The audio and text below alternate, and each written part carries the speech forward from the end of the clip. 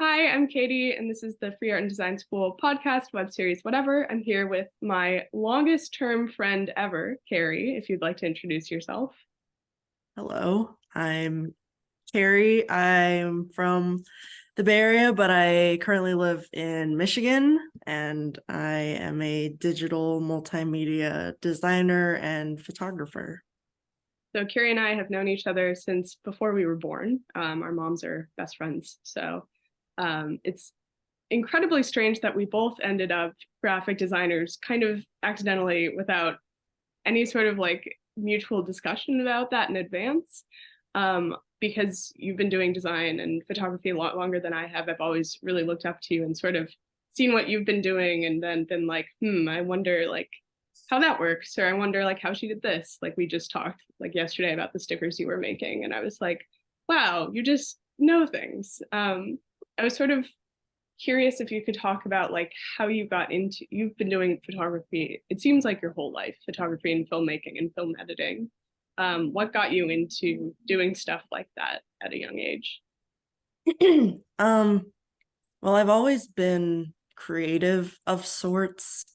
Um, I think part of that was because my mom's mom is an artist, and so when I was little, I would go to her art gallery and paint a lot with her, and then that kind of started um the creative journey, I guess. Yeah. Because I wanted to be a painter, I wanted to be like an artist in that sense. And then slowly that kind of evolved. Once I was in elementary school, I wanted to be an author because I think it was like first grade, we had this project or something where we had to write three different books. Um, one was it. I think one was like a fictional story, one was a nonfiction story, and one was something else. I don't remember. But I remember after that project, I was like, I want to be a writer. Like, this is so much fun. So I would always be writing short stories like everywhere, um, like in journals, on the family computer. They would never get finished. It was like always half finished stories because I would always come up with a different idea halfway through and then abandon it. Um, and then when I got to middle school, I think I took this like computer class in, I want to say seventh grade or something like that, where we had to do like a sort of video production Mm. project. And I was like, this is really interesting. And so then I kind of stole the family camera, which was like a point and shoot Mhm. Sony. Like it had video capabilities, but that's not what it was designed for. And I made music videos with my friends and I edited them. And then that kind of was the start of, oh, actually, I want to go into film. Like I want to be a filmmaker. And um, well, if I rewind just a little bit, I remember when I was little, I used to think all adults had to do the kind of work that my parents did, which I should really know what it is. It's finance, something like that. I don't know. You probably know more what my parents do than I do. Well, But our moms met because they're both lawyers or were yeah, trained as lawyers. So because I would remember we would be sitting at the dinner table and my parents would be talking about their day at work and my sister would be like so engaged with the conversation and I would sit there and I'd be like, well, this is what adults have to do. I don't want to be an adult. Like this type of job sounds boring. I no thanks. And then it was when my mom was like, no, you can do something that you enjoy doing. You can do something creative. That's when I was like, are you kidding me? And then I discovered film and I went to my first film camp at Pepperdine, like summer going into sophomore year of high school.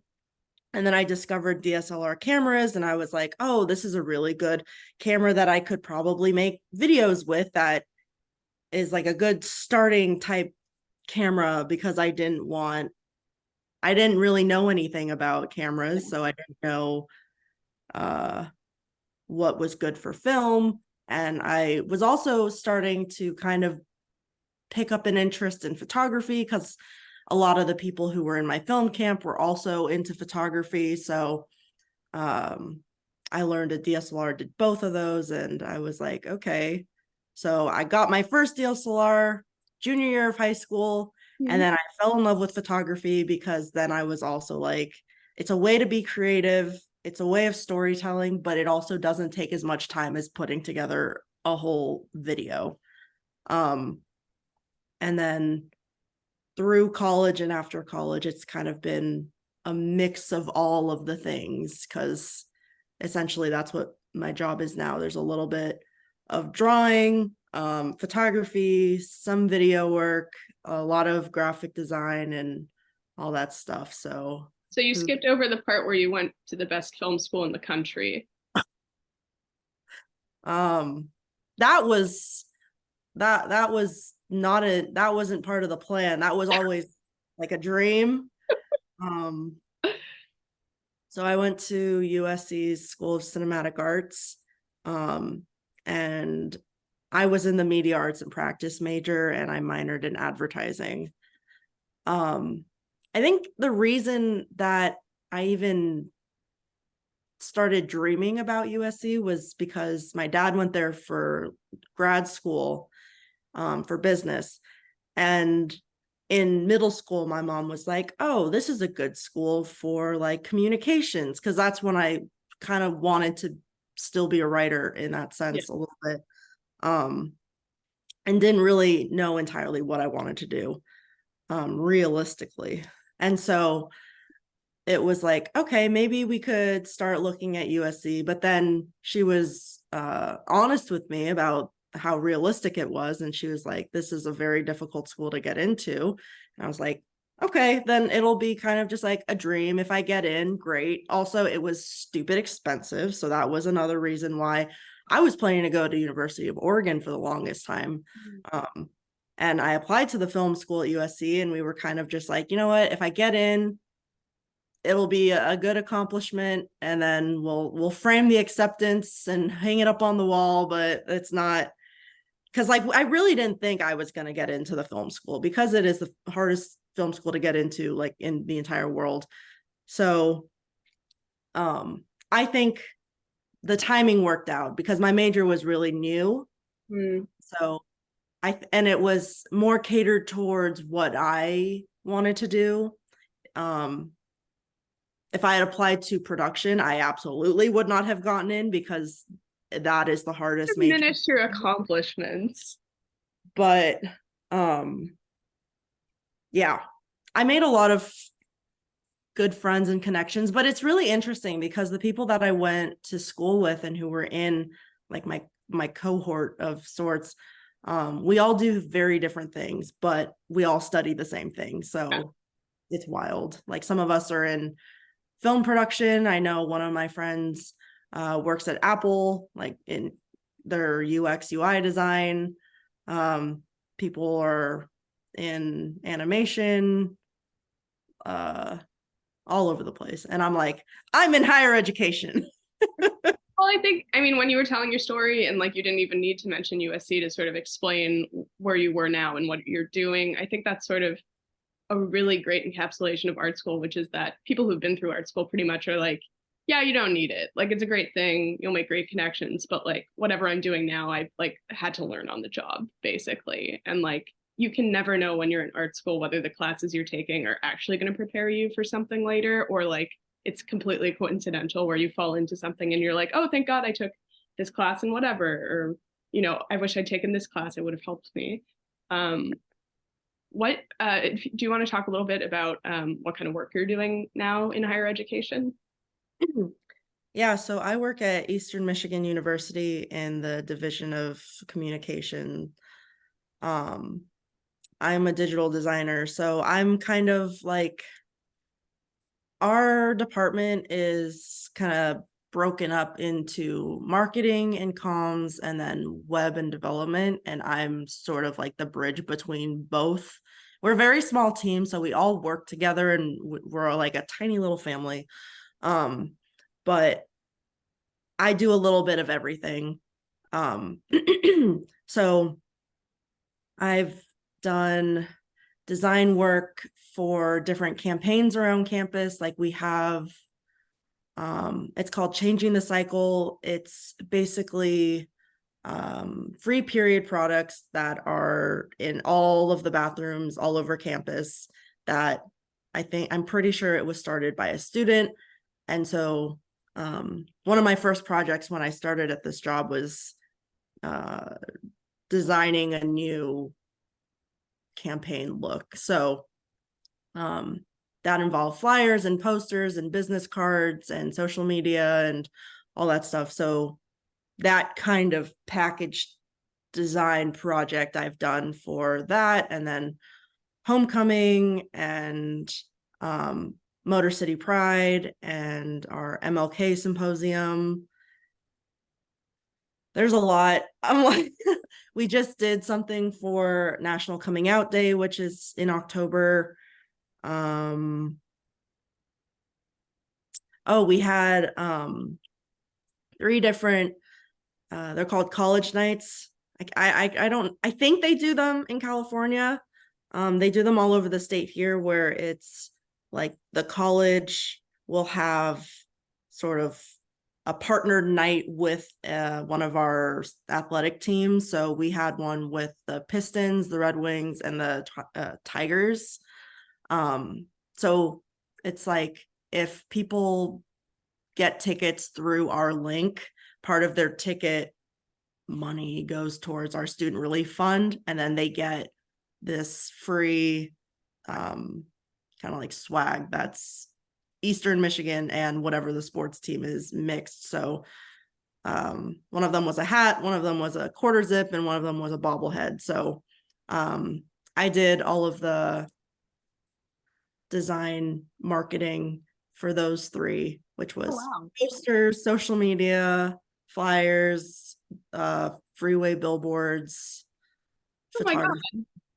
That's crazy. When I was in college, in grad school, my only goal was like, I want to make a billboard one day, and then I made it. So by my standards, you've beyond made it. Like the thing is I never saw the billboard because it was a digital billboard. I drove past it I had 3 opportunities.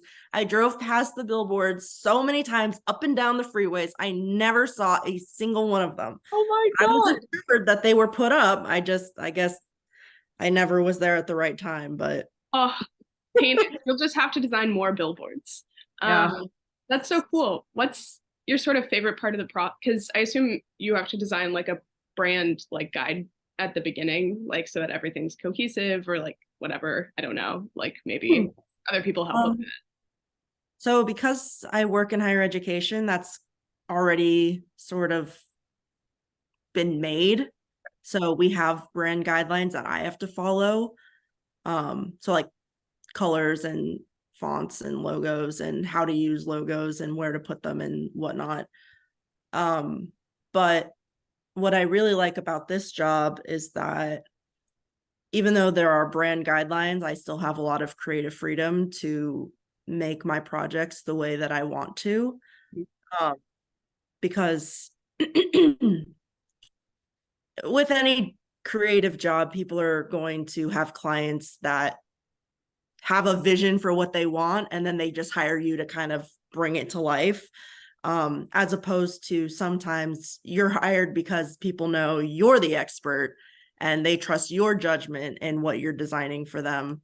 And that's what a lot of my job is. And I'm really grateful for that, because I've had experiences where it was kind of alluded to, I get the creative freedom, but then at the end of the day, it's like, actually, this is what we want, just do this. And then it's like, I got paid, so it's not wasting my time, but at the same time, it's like, why did you ask for my opinion at first, and that's part of being an artist, is understanding that, and also kind of taking your self-pride away from your projects at times, because if you put too much of your,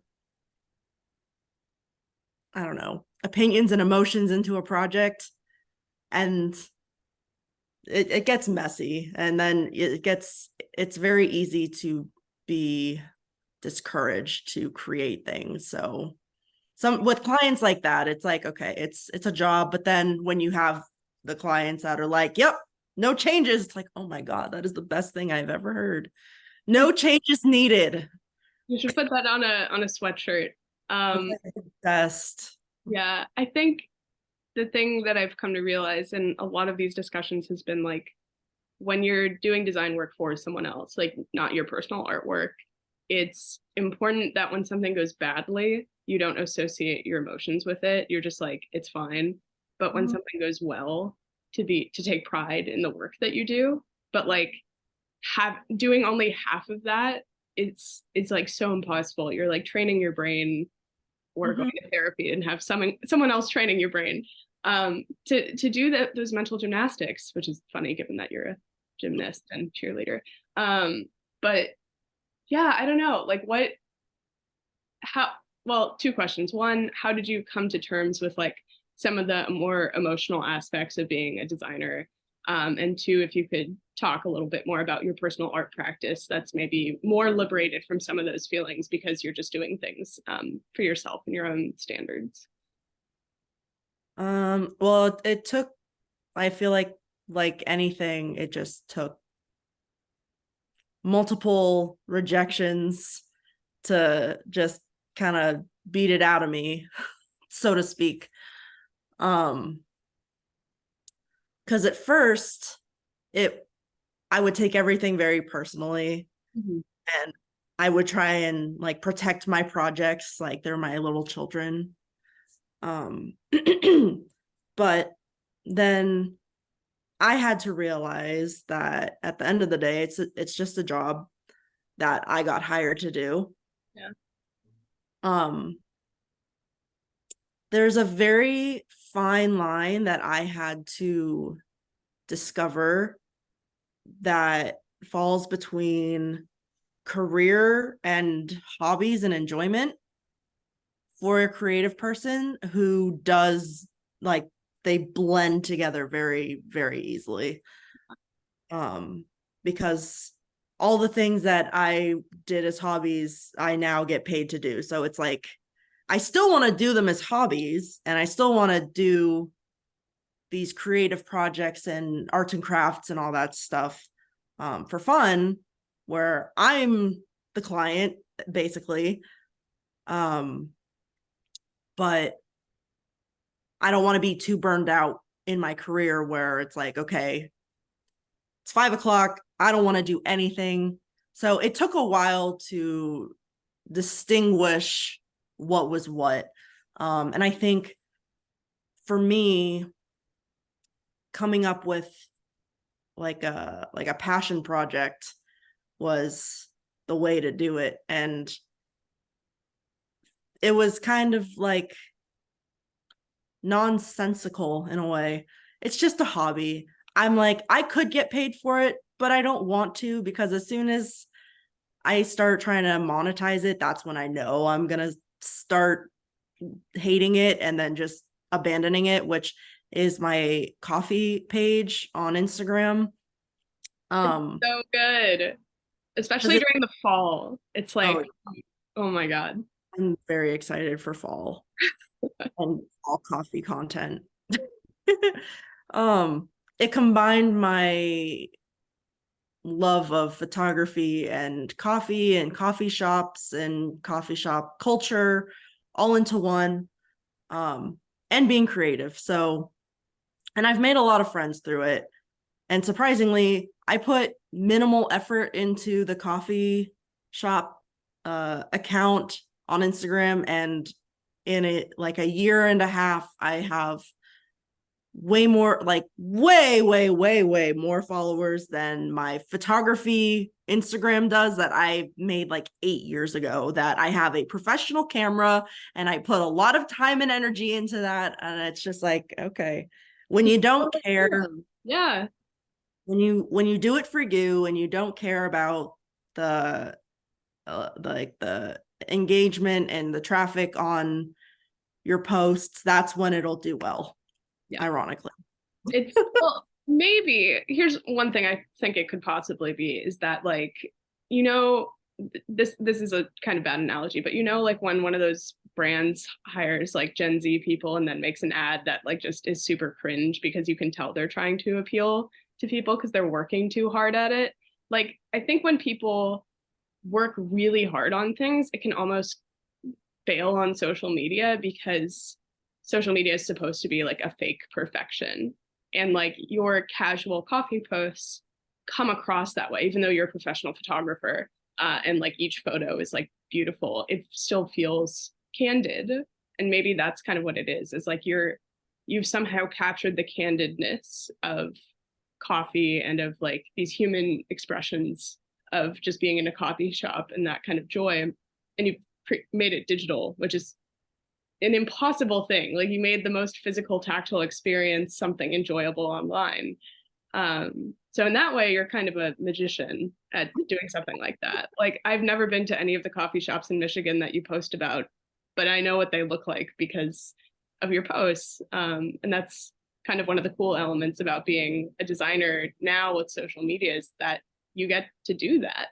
How did you start doing that? Because it's such a fun project and I don't think it's silly at all. I think it's amazing. Okay, so I actually just told this story at work yesterday. Or this week. Okay, so I took an extra semester in school. So I graduated December of 2018 and I was living in a house with a bunch of other people. So my lease was a full year. So the last semester of school, I was living in this house and then also going back home occasionally. But because I had the teeniest, tiniest room, you know, living in Los Angeles, I wouldn't be productive. I wouldn't be inspired to apply to jobs. I mean, job hunting is a pain in the ass, regardless of where you are. But I found that I was more productive at coffee shops. And so my last semester, when I didn't have classes, I didn't have anything going on, I would just coffee shop hop and apply to jobs and work on random creative projects to try and build up my portfolio so that I would look more attractive to these jobs. But something that I discovered that I thought was kind of a problem was none of these, it was hard to tell which of these coffee shops were good for working at. And by the time I got there, like I had already paid for the Uber because I don't have a car in LA. I already paid for the Uber to drop me off there. And I didn't want to just waste my whole day going there and then just going back home. So I was like, how do I know whether these coffee shops have outlets, Wi-Fi, big tables to work at, you know, are good for working in general? Because sometimes there are coffee shops that are just good for sitting and chatting with your friends and catching up. But then also sometimes I wanted to go to like a cute aesthetic coffee shop. And sometimes it wasn't like that. So then there was also adding on, how do I know if it's aesthetic or not, or if the coffee's good or not?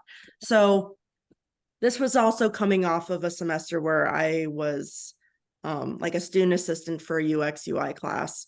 So in my head, I'm like, I could make an app for this. Like that would be so helpful. This was also in like peak Cari being on every single dating app known to man. So I was using Tinder and Bumble and Hinge and The League and Coffee Meets Bagel and all that stuff to kind of get design inspiration for what this app could look like. So, my God. Yeah. In the off chance that I decide to make this a real thing in the future and I don't want my ideas stolen, the summary of it is basically like there's an app that tells you what all, like it's like kind of like Yelp. Yeah. And there's a different coffee shop profile, and on that profile, like on Yelp, it shows you all of the different amenities and what have you. And so I wanted to design that, but then, you know, sometimes as a designer, we dream a little bit too big for reality. And I was like, there's no way I'm going to be able to figure this out. So then I would just go to coffee shops and I would take pictures and I would put them in a little highlight on my profile on Instagram, on my main Instagram account. And I thought it was more so like, okay, I'll put up these posts so that people know where these coffee shops are. So if they want to go to one, that they can like just see the location tag and they can find the account, like, because I would tag the account on the post too. And then when I moved to Michigan in 2020, after, you know, the pandemic kind of started dying down a little bit where we could go back into public and stuff, I didn't want to be stuck in the house when I didn't have to be. I would want to go to coffee shops, or at least go to a coffee shop to get a coffee to bring back home, because I'm not a barista by any standards. I cannot make coffee to save my life. Well, like I have an espresso. That's Make about great it. coffee though. They always have Kona in the house. I Yes, think that's you my were hair. spoiled as a child, and it, you know, as I was in terms of coffee, and now we both have this addiction. We have so many similarities. It's a little spooky. We're even wearing similar like sweatshirt. Halloween. Have to. Always Halloween. Um, Um, so you so you were going to all the coffee shops. I moved to Michigan and I was like, I just want to find an account that has all these things. And then I guess at the end of what was last year? 2022. So at the end of 2021, I was like, I'll just make an account. And this will be like where I just take pictures of pretty coffee and I take pictures of the shop and the outside of it so that people can be made aware of all of these local spots. So that was kind of the goal that I had. For me, it was taking pictures of pretty coffee and going to cute coffee shops, but then also sort of promoting these local businesses and showing people, like bringing in the community together in a sense. Because when I make posts, I try and keep my captions as vague as possible, unless I really, really like it. Then I'm like, I love this place. But otherwise, there are tons of coffee shops I've been to that I'm like, I didn't really like the coffee, but that's just me. You know, just because I don't like it doesn't mean the next person won't like it. So I'm like, here's the shop. Go to it if you'd like. Yeah. Make your own decisions. Like, I don't want to sway anyone one way or the other. I just want to make it known that this exists. So that's become sort of my thing. And I made a logo at the end of last year. And then I made stickers this year. And of course, they had to be holographic. They're so good. Oh And my then God. a little QR code on the back so that people can just go to the account. So these are going to be like sort of my little business cards. You should ask the coffee shops if you can leave them there. Because like, Yeah, that was the idea. I was like, oh, because there's a ton of coffee shops where there's stickers all over the place, or there's community bulletin boards. And I'm like, I could just leave a sticker, put a sticker up, stick a sticker on a wall, and then people know. And on the account, something that I like that Instagram does is guides. yeah, So I've like sorted the different shops into separate guides by location. So there's Detroit, Ann Arbor, Michigan as a whole, the Upper Peninsula, but then I also have like San Francisco and the Bay Area and Los Angeles. So I think it's really interesting because you've sort of reinvented the wheel accidentally. Like what you've tapped into is this kind of human desire to have food critics, to have like not a celebrity, but like someone who is trusted, who goes and reviews all the places for you. And then you can just be like, oh, well, Cari thinks X, Y, and Z. Cari's the expert on this. And like, there is no school you can go to where you would learn how to do something like this. Like everything you've done for this, you've completely learned on your own. Maybe Photoshop helped you like do some of the stuff, but like it's incredible to me that you sort of created this completely out of like a personal desire, which is how a lot of UI UX projects like go. It's like you found a pain point, which is your personal pain point of not having access to information, and then you decided to put in the effort to like pay it forward and help other people have access to information. I think it's really admirable. Do you see in the future it being like everywhere you travel, you do, well, you've already started doing that with San Francisco and Michigan, but like, do you want it to be like a more, like a larger part of the things you do? I mean, I know you said you didn't want to monetize it, but it sounds like it might accidentally become monetizable. It could. I mean, the dream would be, being able to have my own design little firm or whatever you want to call it. And then being like a travel coffee photographer, that would be like a dream come true. But I think just because right now I'm doing it just as a hobby, I've gotten messages from brands or companies being like, we want to send you our thing so you can review it, and we want to, pay for this or that. And I'm like, well, I don't want to promote something if I don't know that I really enjoy it or would use it. So if I get to a point with this account where I have more offers for things that I genuinely like and use and enjoy, then maybe. But for now, it's just a hobby, and it's a way to make friends. That was one of the things that I really liked about it.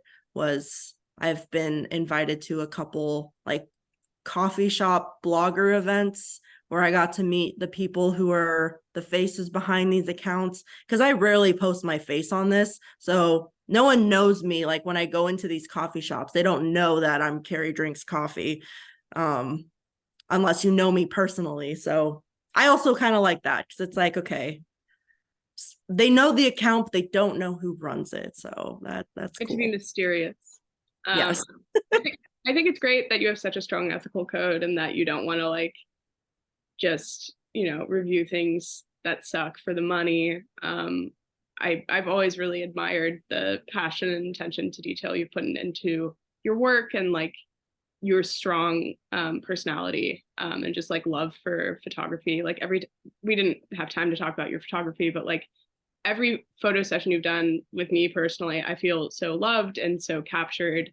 And all the photos on your other account, on your photography account, are like, you really bring out the joy and personality in all of your subjects. And I think you just have an innate talent for that I really respect and admire. And you do that with the coffee cups too, all of their personalities. I'm wondering in the last couple minutes if you have any sort of advice for designers who are younger than we are. I know we are very young. Like, old? no, although you just we're in the weird period between our birthdays where you're older than I am. Well, I guess you're always older than I am, but I'll see you on the other side of 27 shortly. But yeah, if you have advice for like younger designers who are just starting out, or maybe to your own younger self, what would you say? Oh gosh. I didn't prepare this. We answered every other question. You also don't have to have advice. You can just say, roll with the punches. Yeah, but also, I mean, honestly, I feel like me personally, and this is probably because, my moon is in Libra, so equality and just justice and all that sort of stuff. I think as a designer, it's important to have meaning, like have your work have meaning to you. Maybe not necessarily to everyone around you, but if you feel like your work has meaning, then you'll enjoy it more. That's why I've loved working in higher education, because as much as I would love to design for a big flashy company, like that has always been the dream, and it's starting to fizzle out a little bit, but I love that I work in higher education, and my work has meaning. Like one of the websites that I helped design for our university was, we have a free tuition program. People don't know that. And I like promote that anytime I hear someone talking about like, oh, I might be going to Eastern, or oh, I thought about adding Eastern to my list of colleges that I want to go to. I'm like, oh, we have a free tuition program. And they're like, what? I'm like, here you go. So and because the school I work for is fairly small, I think that helps with work having meaning.